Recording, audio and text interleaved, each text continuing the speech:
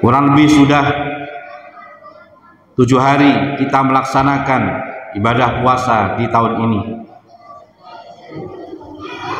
Dan setelah kita melaksanakan puasa dengan memenuhi syarat dan rukun daripada puasa yang kita lakukan, tentunya kita harus introspeksi diri.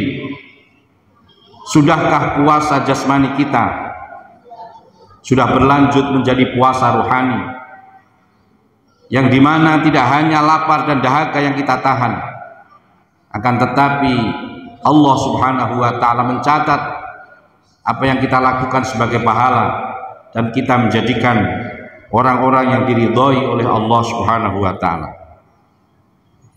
Hadirin yang dirahmati Allah Subhanahu wa ta'ala, di dalam berpuasa tidaklah hanya sekedar kita menahan haus maupun dahaga maupun lapar, akan tetapi ada nilai yang sangat jauh daripada itu, di mana selain kita berpuasa secara jasmani, akan tetapi juga puasa secara rohani. Di dalam kitab Ihya Ulumuddin oleh Al-Imam Al-Ghazali mengungkapkan bahwa kunci untuk meraih kesempurnaan berpuasa, selain menjauhi dari hal-hal yang membatalkan puasa, adalah menjaga semua anggota tubuh kita dari perbuatan dosa, perbuatan maksiat, dan perbuatan-perbuatan yang dianggap sia-sia. Berbicara anggota tubuh tentu mencakup semua organ yang kita miliki, baik zahir maupun batin.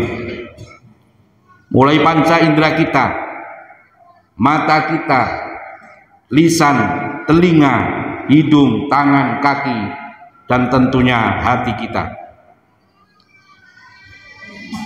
Penglihatan misalnya, pada saat berpuasa, mata pun harus senantiasa kita jaga dari hal-hal yang diharamkan dalam agama, dari perkara-perkara yang tercela, perkara-perkara yang bisa merusak hati. Jangan sampai puasa kita pahalanya rusak gara-gara pandangan mata kita.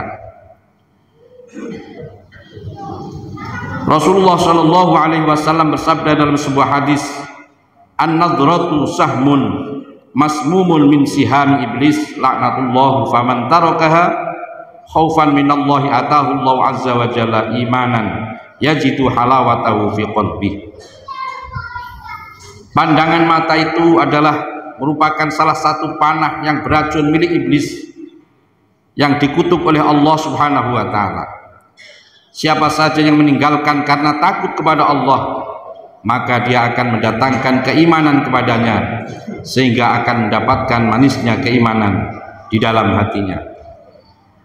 Hadirin yang dirahmati Allah Subhanahu wa ta'ala, selain menahan haus dan lapar, tentunya bagaimana kita menjaga pandangan mata kita di bulan Ramadan ini, sehingga yang kita lakukan, puasa yang kita lakukan benar-benar bermakna, dan kita dicatat mendapatkan pahala di Allah Subhanahu wa ta'ala. Yang selanjutnya juga harus kita jaga selain mata dalam anggota tubuh kita adalah lisan. Asyamu junnatun fa idza kana ahadukum sha'iman fala yarfuth wala yajhal fa ini mru'un qatalahu aw syatamahu falyaqul inni shaimun. Lisan adalah ucapan-ucapan yang keluar dari diri kita, maka ketika orang itu berpuasa harus menjaga puasanya dari berbicara kotor, berbicara yang tidak ada manfaatnya, berbohong, dan lain sebagainya. Sabda Rasulullah Shallallahu Alaihi Wasallam yang saya bacakan tadi, yang artinya puasa itu adalah ibarat tameng, maka jika salah satu di antara kalian berpuasa dan ada orang yang mencelakaimu, ingin mencelakaimu, atau ingin berbuat sesuatu yang mengganggumu, maka katakanlah, aku sedang berpuasa. Karena lisan ini adalah merupakan ibarat tombak, ketika sudah meluncur tidak akan bisa kembali. Maka di dalam puasa ini momentum kita untuk melatih bagaimana kita berkata-kata dengan baik sehingga tidak menyakiti hati orang lain. Hadirin yang dirahmati Allah Subhanahu wa taala. Selain daripada itu, anggota tubuh yang kita harus jaga dalam Ramadan, dalam berpuasa Ramadan adalah pendengaran kita.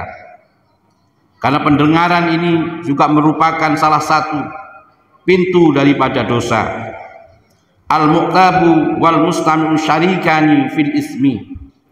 Orang yang mendengar, orang yang berbicara kotor dan yang mendengarkannya, maka mereka sama-sama berdosa. Hadirin yang dirahmati Allah Subhanahu wa taala. Maka kita menjaga pendengaran kita dari hal-hal yang tidak patut untuk kita dengarkan. Dan selanjutnya anggota tubuh juga yang harus kita jaga adalah tangan dan kaki kita, sehingga tidak berbuat hal-hal yang itu melanggar daripada aturan agama Allah Subhanahu wa taala.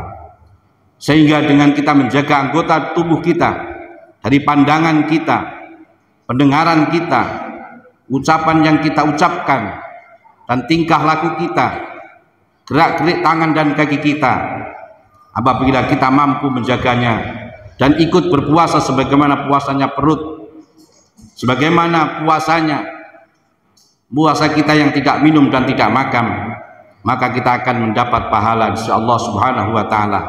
Jangan sampai yang kita lakukan puasa hanya sebagaimana yang disabdakan Rasulullah sallallahu alaihi wasallam, kam min shaimin laisa lahu min shaumihi illal ju' wal 'atash. Banyak sekali orang yang berpuasa, akan tetapi tidaklah yang dia dapat dari puasanya kecuali hanya lapar dan dahaga saja. Hadirin yang dirahmati Allah Subhanahu wa taala. Oleh karena itu di dalam Ramadan ini, di dalam kita melakukan puasa, marilah kita contoh Rasulullah sallallahu alaihi wasallam, di mana beliau ketika berpuasa memperbanyak 3 hal, yaitu yang pertama memperbanyak puasa sunnah. Mohon maaf, yang pertama yang dilakukan memperbanyak sholat sunnah. Kemudian yang kedua yang Rasulullah lakukan adalah memperbanyak membaca Al-Quran dan berzikir kepada Allah Subhanahu wa taala.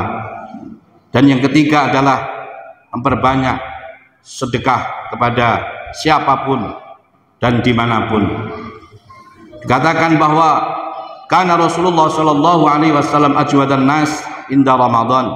Rasulullah sallallahu alaihi wasallam ketika datang Ramadan menjadi orang yang paling dermawan. Hadirin yang dirahmati Allah Subhanahu wa taala, mudah-mudahan apabila kita mampu menjaga panca indera kita, anggota tubuh kita, dan selain itu kita berpuasa, juga kita mendapat pahala di sisi Allah Subhanahu wa taala, dan keluar dari Ramadan benar-benar sesuai dengan harapan kita semua, kita menjadi orang-orang yang bertakwa.